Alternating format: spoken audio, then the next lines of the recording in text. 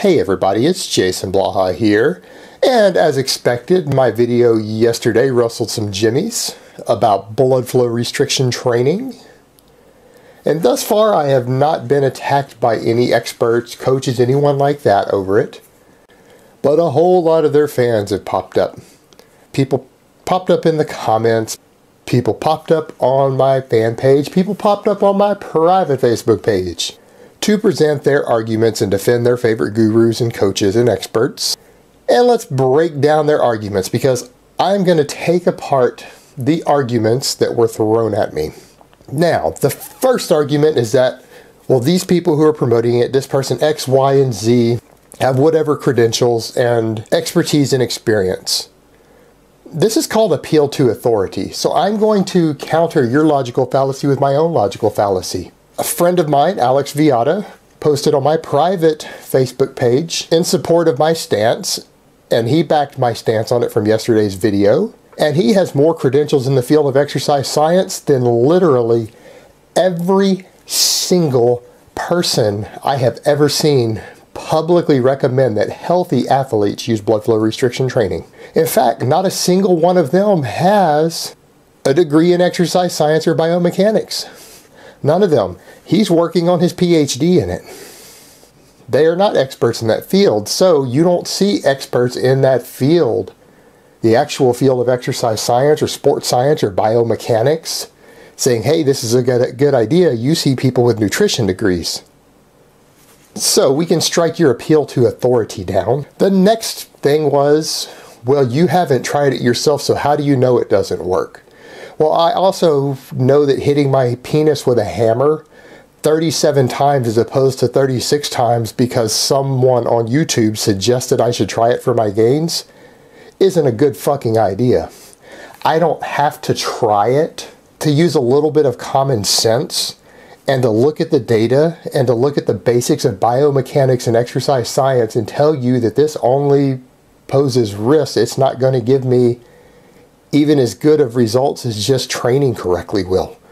So no, I don't need to try it. And anyone who thinks that just because someone tells them, well, try this, it might work, there's some very piss poor done data that might suggest blah, blah, blah. You guys who try the blood flow restriction training because of this, you guys who supplement branched chain amino acids because of this, those of you who went and bought BioGrow because of this. I don't have to do any of those things because I'm not a dumbass. All right, the next one, well, you don't understand how it's being used in the proper application. No, you guys don't understand the proper application of it. The proper application of this research and who it was done for is for people who have had surgeries on their joints, who are recovering from a major joint or connective tissue injury. This is to be done by a physical therapist in a clinical environment, not tourniquets or bands or straps wrapped around your extremities. It is done with a blood pressure cuff. And in fact, all the research on it was done with a blood pressure cuff where they're specifically monitoring the amount of pressure. They are not randomly doing it with a tourniquet. And that is the correct context and use of it, not used during a deload. And people who are using it during a deload, or people who are suggesting that you use it during a deload, I would suggest that they don't understand training programming. They don't understand the purpose of a deload, and they do not understand the purpose of overreaching versus underreaching models and dual factor recovery models. These people need to go back and learn some basics of exercise science before they start prescribing programs to other people, whether they're already doing it professionally or not. As far as a deload goes, you do not need to stimulate new growth or new adaptations on a deload to receive 100% of the possible benefits. In fact, if you're even doing isolation movements on a deload, I've got to question if you understand the purpose here. You've already done all of the work over the previous weeks with your overreaching, and you use it as a super compensation period.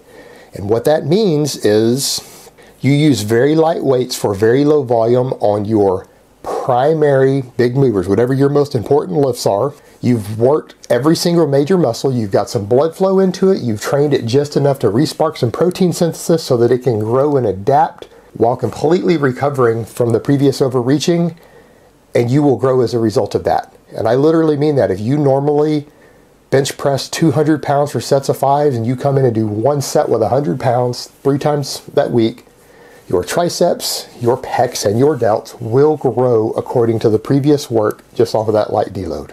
The one light set of all of your big lifts and be out of the gym in 15 minutes will give you everything you need on a deload.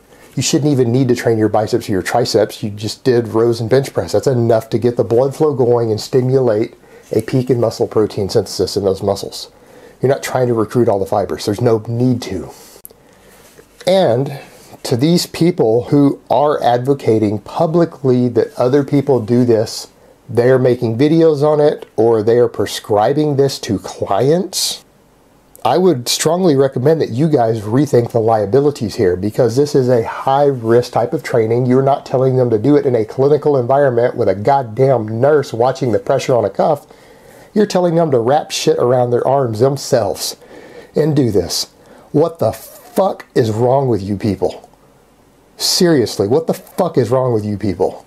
And some of you guys call me a bad guy and you say that I say dangerous things. You guys are going to fucking hurt somebody. You're going to fuck up one of these kids giving them this type of advice. So fuck you people.